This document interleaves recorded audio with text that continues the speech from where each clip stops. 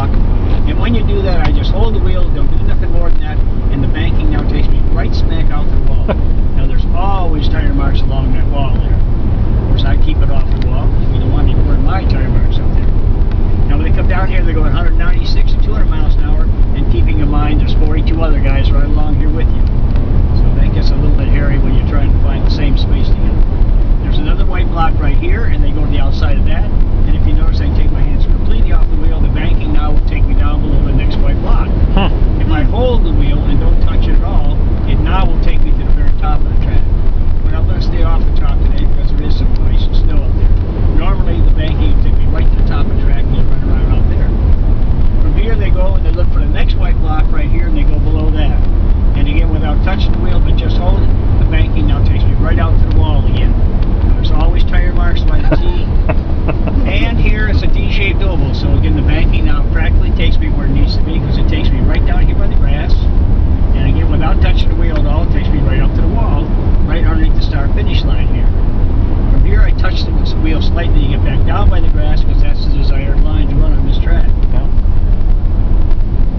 And again it takes you out to the outside of the white block here and down inside the other one.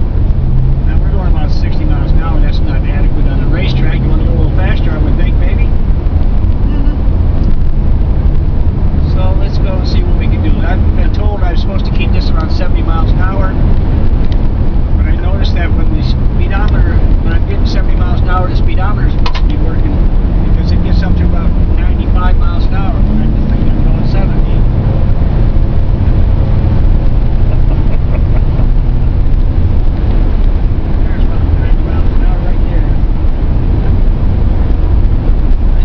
Out about 90 miles an hour, so that's the best we can do in this vehicle.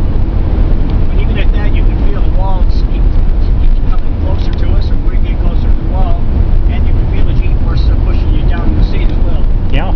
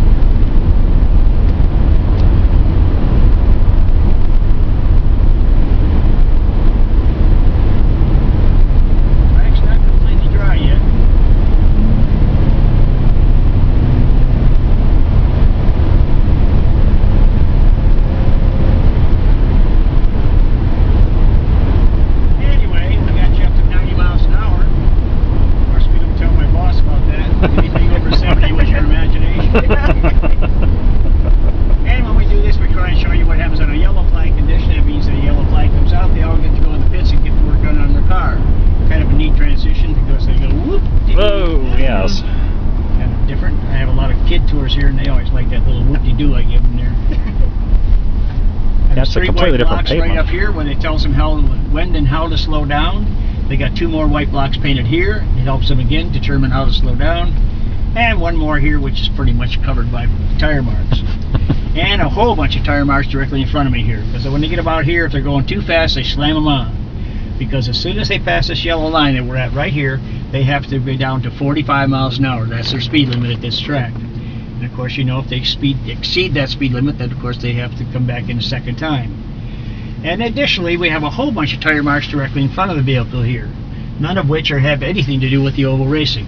7 times throughout the summer last year, and we'll do it again this year, we opened the track up where people can actually pay $20 and bring their own personal car down here and actually drag race up and down pit road. Okay. We call it drag and brag is what it's called. We had the intent is to get the kids off